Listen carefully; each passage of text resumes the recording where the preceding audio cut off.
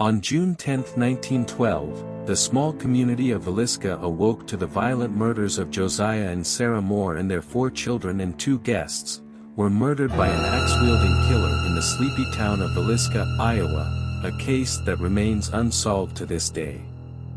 Villisca is a small town in southwestern Iowa, United States, with the population with less 2,000 in this time. The Moore family consisted of the father Josiah Moore and the mother Sarah Moore and their 4 children: Herman Montgomery 11-year-old, Mary Catherine 10-year-old, Arthur Boyd 7-year-old, and Paul Vernon 5-year-old.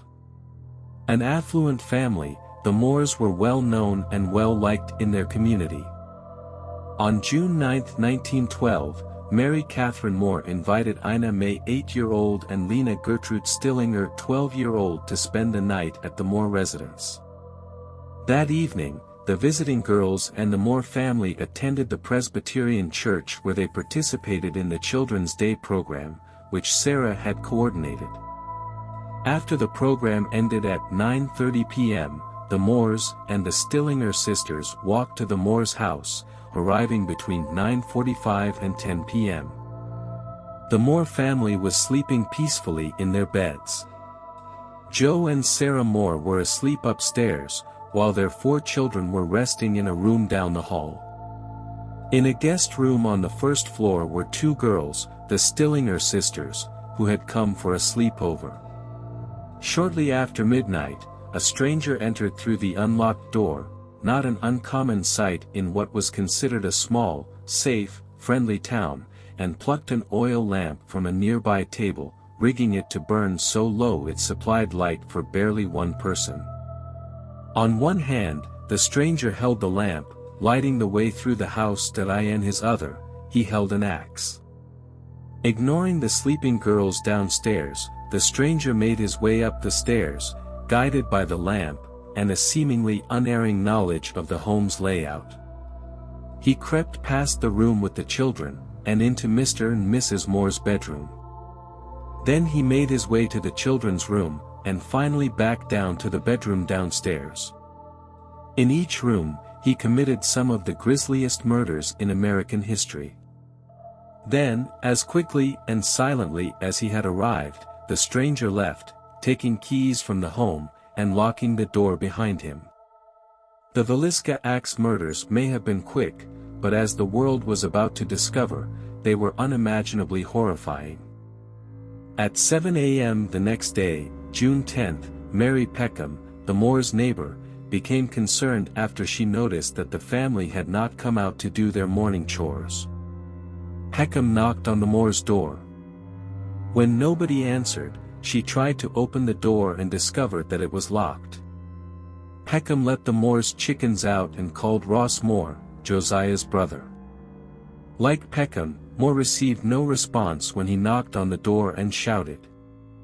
Ross unlocked the front door with his copy of the house key.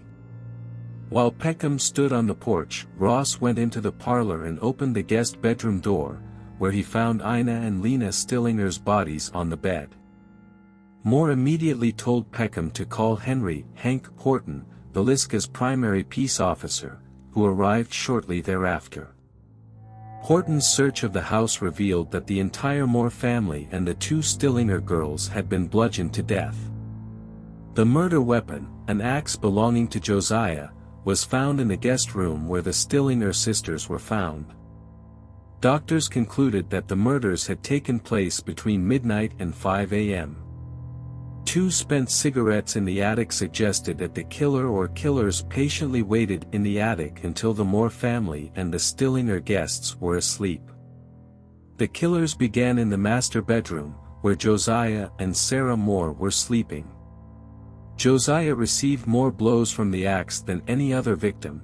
His face had been cut to such an extent that his eyes were missing. The ceiling in his room also had a gouge mark from when the murderer lifted the axe to murder him. The killer or killers used the blade of the axe on Josiah, while using the blunt end on the rest of the victims. Herman, Mary Catherine, Arthur, and Paul were next bludgeoned in the head in the same manner as their parents. Afterward, the murderer returned to the master bedroom to inflict more blows on the elder Moores, knocking over a shoe that had filled with blood, before moving downstairs to the guest bedroom and killing Ina and Lena. Seemingly afterward, a 4-pound slab of bacon was taken out of the icebox and laid next to the axe. Investigators also found untouched food and bloody water during the search. After the search, people were let in to see if they could have committed the crime, completely contaminating the weapon. Investigators believed that all of the victims except for Lena Stillinger had been asleep when murdered. They thought that she was awake and tried to fight back, as she was found lying crosswise on the bed, and with a defensive wound on her arm. Lena's nightgown was pushed up to her waist and she was wearing no undergarments, leading to law enforcement speculation that the killers sexually molested her or attempted to do so. Over time, many possible suspects emerged, including Andrew Sawyer, Reverend George Kelly, Frank Fernando Jones, William Mansfield and Henry Lee Moore. Andrew Sawyer homeless transients and any strangers in town at the time were considered suspects by the community. One of those people was Andrew Sawyer. His name was mentioned more than a few times during court testimonies, though no solid evidence linked him to the crime. According to Thomas Dyer, who worked for the Burlington Railroad, Sawyer came up to him at 6 a.m. on the morning that the murders were discovered. Sawyer was clean-shaven and wearing a suit, but oddly his shoes were covered in mud and his trousers were wet almost up to his knees. He talked to Dyer about a job working for him, and Dyer accepted because he was short on workers. Dyer testified that later that evening at a job site, Sawyer had bought a paper with a headline about the Moore residence murders and that he had gone off by himself to read it. According to Dyer, Sawyer was very interested in the article. Sawyer also had other strange behaviors including sleeping in his clothes, not wanting to be left alone, sleeping with an axe by his bed, and he would ask about the Moore case frequently, wondering if the perpetrator had been caught. Dyer also told the court of an instance when he was walking up to Sawyer from behind when Sawyer jumped up and threatened to cut his head off while swinging his axe. Dyer's son told another story that when they were driving through Villisca, Sawyer offered to show him how the murderer got away. In spite of all this, Sawyer had an alibi.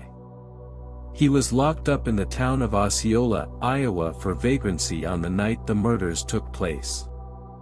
The sheriff in that town remembered sending Sawyer away on a train that night at 11 p.m. Using today's Google Maps, it takes between 1.5 to 2 hours to get from Osceola to Villisca by car, depending on the route you take. Going by train may have been even faster. If Sawyer was put on a train at 11 p.m. the night of the murders, that still gives him plenty of time to get to the Moore residence in the time frame of the murders. Quite a flimsy alibi. Reverend George Kelly was a traveling minister who came to Villisca on June 8, 1912, to teach at the Children's Day services, which is the event the Moores went to on the night they were murdered. Kelly had a troubled past with a history of mental illness as a teenager. He had also been accused of being a peeping Tom and asking young women and girls to pose nude for him.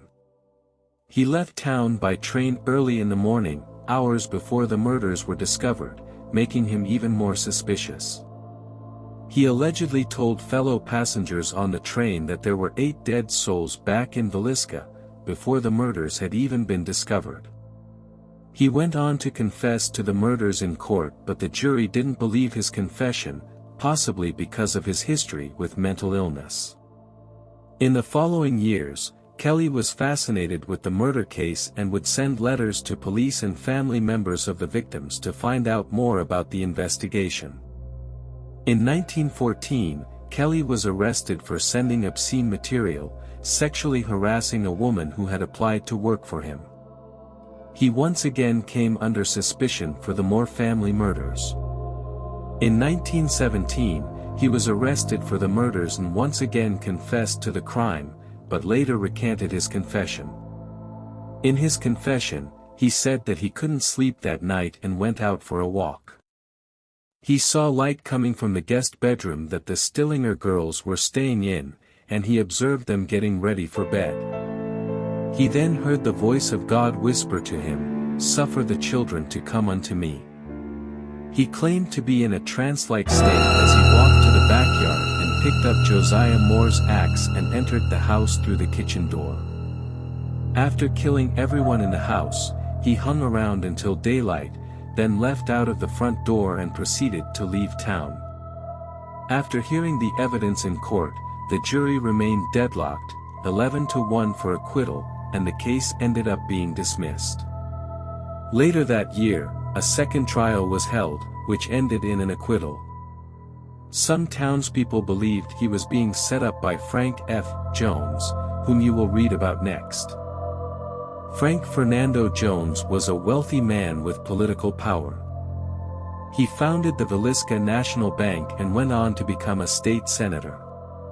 Josiah Moore had once worked for Jones, but went on to open his own business.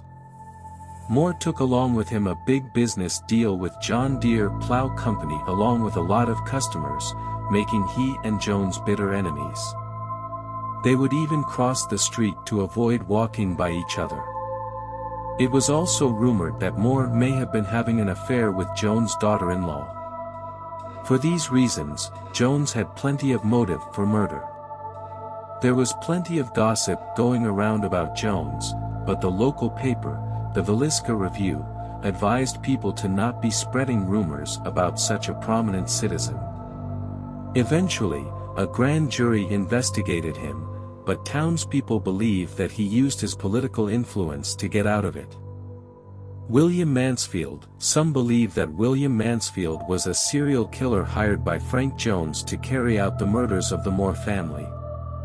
Mansfield seemed a likely suspect because he was the sole suspect in the murdering of his wife, infant, and in-laws, with an axe. He is suspected of committing more murders in Kansas, Illinois and Colorado as well, all using an axe as his weapon of choice. In 1916, Mansfield was arrested for the murders, but was later released when payroll records showed that he was in Illinois at the time of the Villisca murders. A man by the name of Thorpe later said that he saw Mansfield boarding a train in Clarinda, Iowa, 20 minutes from Villisca. If Thorpe really did see Mansfield, and it was not a mistaken identity, this would contradict Mansfield's alibi. Henry Lee Moore. Several months after the Villisca murders, Henry Lee Moore, who was not related to the victims, murdered his mother and grandmother with an axe in order to get the deed to his family house. His crimes showed similarities with the Moore murders, but there was not enough evidence to show that he had anything to do with the Villisca murders. Josiah's brother-in-law, Sam Moyer, was reported to have threatened to kill Josiah multiple times, but his alibi checked out for the night/morning of the murders. Taking into account the age of this case, it seems unlikely that it will ever be solved.